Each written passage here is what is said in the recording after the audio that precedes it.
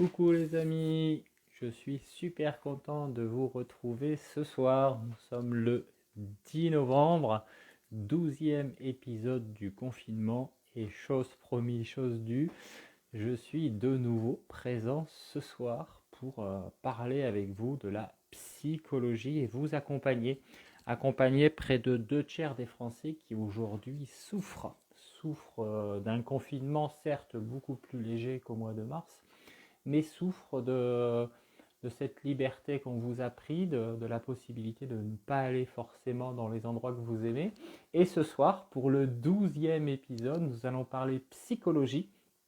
Et on va voir notamment aujourd'hui qu'est-ce qui vous fait perdre du temps au quotidien et surtout pourquoi votre psychologie n'est pas assez forte pour vous aider à éviter de perdre ce temps.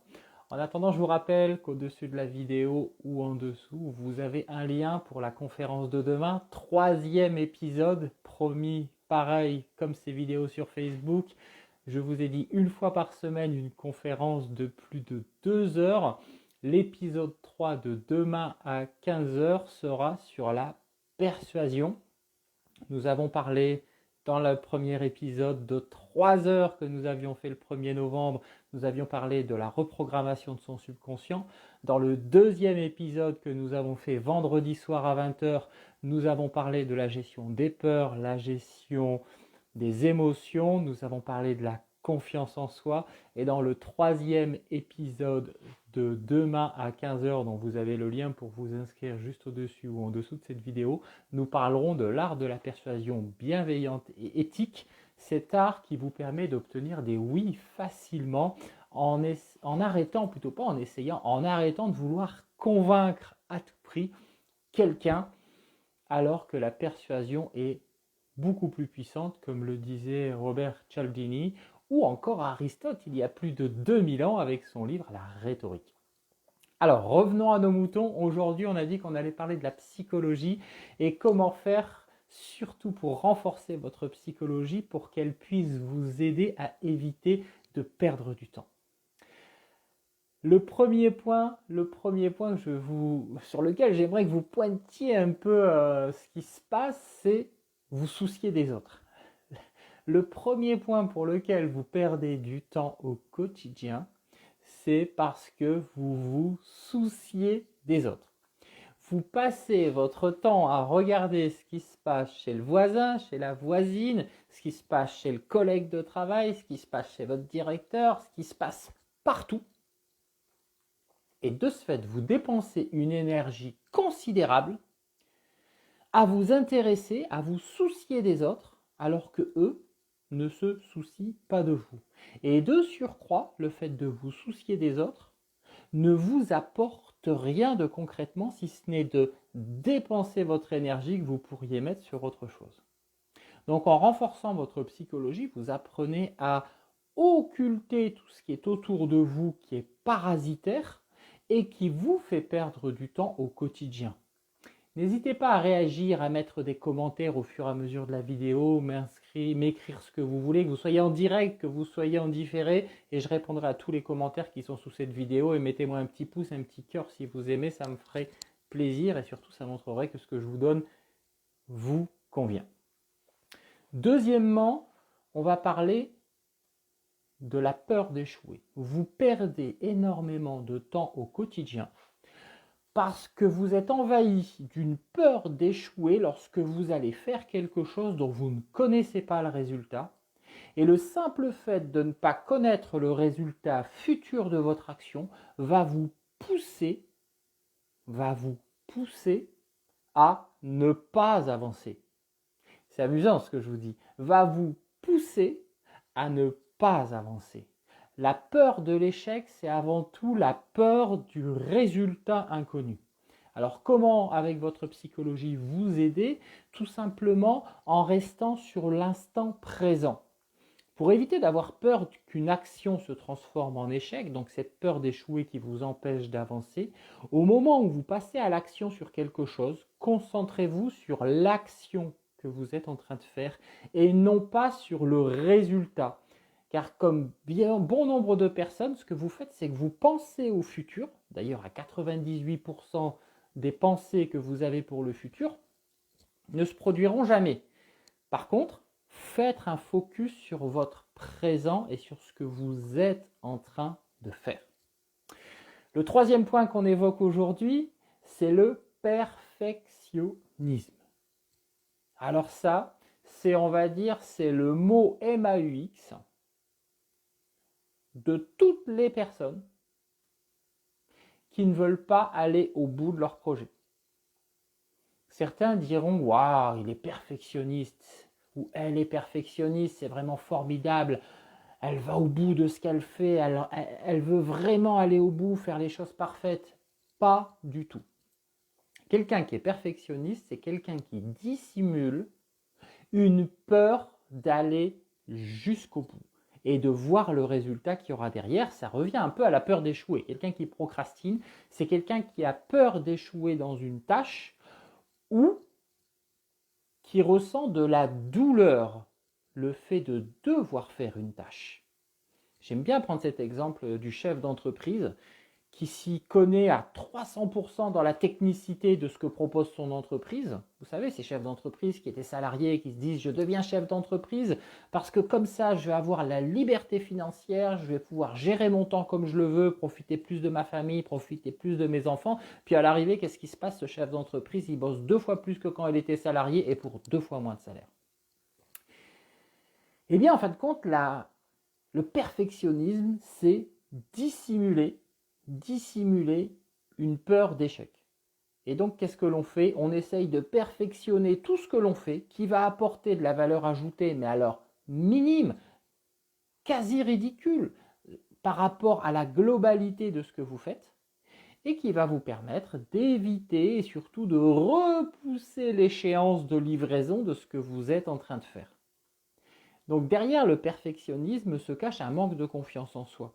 Donc si vous êtes perfectionniste, demandez-vous pourquoi vous ne voulez pas ou pourquoi vous n'allez pas au bout de ce que vous faites. Et souvent le perfectionniste va avoir des temps de procrastination qui sont ces temps où il va rejeter des tâches, où il va se perfectionner dans une tâche qu'il est en train de faire pour ne pas faire la suivante qui ne lui plaît pas ou plutôt que son subconscient ne veut pas faire. Donc un perfectionniste, il faut qu'il apprenne à lâcher prise. Si le petit trait il n'est pas bien, c'est pas grave. Personne ne le verra à part vous. Si vous êtes en train de réaliser un dessin, il y a une petite bavure, je recommence tout à zéro. Non, c'est pas grave, il n'y a que vous qui le verrez. Je prépare un gâteau, il faut à tout prix que tout soit carré. Oh zut, là sur la croûte, il y a un morceau de cassé, je vais le recommencer complètement. Non, il n'y a que vous qui voyez ce petit morceau de cassé sur le gâteau. Ne soyez plus perfectionniste pour gagner du temps et pour aller plus vite dans la vie. Ça, c'est un point important, c'est le 4e point qu'on voit aujourd'hui. Le perfectionnisme cache derrière lui un manque de confiance en soi. Lâchez prise. Accepter que les choses ne soient pas parfaites, car rien n'est parfait au monde. Aucun être humain n'est parfait, aucun objet n'est parfait. Il n'est parfait que par rapport à la vision que les gens vont en avoir. Ça, c'est un point qui est important. Le point suivant, c'est le 4e, excusez-moi, le perfectionnisme, c'était le 3e. Le 4e point que j'évoque aujourd'hui, en fin de compte, on va évoquer 5 points aujourd'hui et 5 points demain dans l'épisode 13. Le point numéro 4, c'est le manque de priorité. Alors ça, c'est dévastateur dans votre vie. Combien de fois vous vous levez en vous disant « je vais devoir faire ci, je vais devoir faire ça, je vais devoir faire ça, je vais devoir faire ça, je vais devoir faire ça » et puis en fin de compte, vous faites les choses au fil du vent, comme ça vient. Comme quelqu'un aimerait dire « ouais, moi j'aime bien vivre la vie à l'aventure, au hasard. Ouais, c'est super, c'est génial. » Seulement, est-ce que tu avances dans ta vie? Est-ce que le fait de faire toutes les choses de ta vie au hasard, tu avances dans ta vie? Je serais parié de dire que tu n'avances pas à la vitesse que tu veux. Pourquoi? Parce que c'est ce que j'évoquais. Le manque de priorisation de vos tâches quotidiennes vous amène à faire forcément ce que vous aimez. C'est ce qu'on appelle faire des tâches qui se trouvent dans votre zone de confort. La zone de confort, c'est une zone où on se sent tellement bien, tellement en sécurité, parce que tout ce qu'il y a à faire, tout ce qu'il y a à penser, on le maîtrise sur le bout des doigts, que c'est des choses qu'on va faire avec plaisir. Et on ne va pas voir le temps passer tellement on est bien. Seulement, tant que vous restez dans cette zone de confort, vous n'évoluez pas, vous n'avancez pas et vous ne progressez pas. Si vous voulez pouvoir progresser, il faut pouvoir vous attaquer à des tâches qui sont plus dures, des tâches qui vont être plus importantes, des tâches que vous allez avoir du mal à réaliser, Car là, vous allez sortir de cette zone de confort, vous allez commencer à rentrer dans des zones d'apprentissage, des zones de peur, ces zones qui vont vous faire grandir et vont vous donner des réussites. En sachant que chacun a sa propre définition de la réussite dans la vie, c'est très important.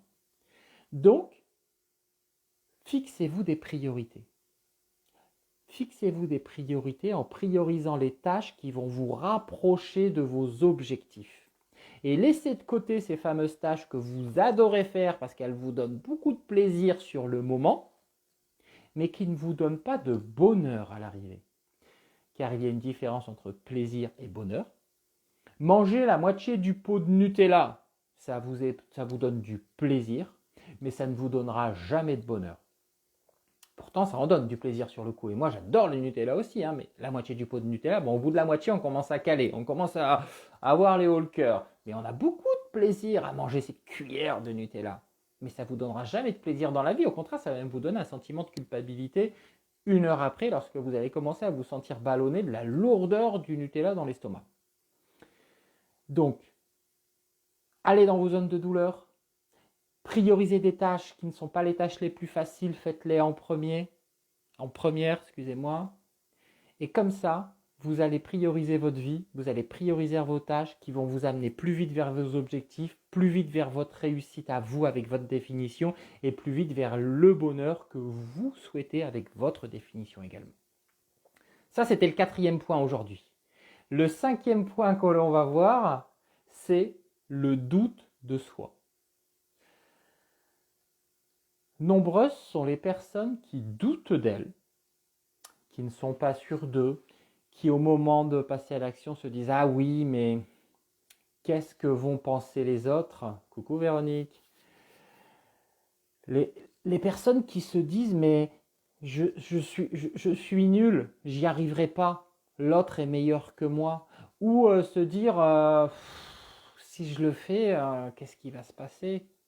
Des gens qui n'ont pas confiance en leurs capacités, qui n'ont pas confiance en leurs compétences, qui n'ont pas confiance en leurs aptitudes et qui doutent en permanence. Et le fait de douter va provoquer chez eux de l'immobilisme. Et le fait de douter, ils ne vont pas passer à l'action.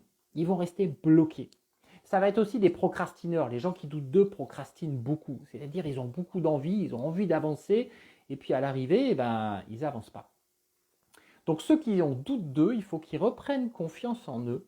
Et pour reprendre confiance en eux, on peut travailler sur écrire tous ses succès. Alors moi, je fais écrire les succès dans 3 compartiments de la vie, que sont les succès professionnels, les succès en amour et les succès personnels. Alors les succès personnels, le point vraiment important, c'est que les succès personnels, c'est les succès que l'on fait uniquement pour nous, mais uniquement pour nous. Le but, c'est pas de se valoriser vis-à-vis des autres, le but, c'est pas de se montrer, le but, c'est pas de dire aux autres, vous avez vu, je l'ai fait, le but, c'est de dire, ce que j'ai fait là, c'est pour moi. Un exemple concret, il y a des gens, au début, ils mettaient souvent dans les réussites personnelles, j'ai obtenu mon Master 2 en éco-gestion, en droit, ou je ne sais quoi d'autre.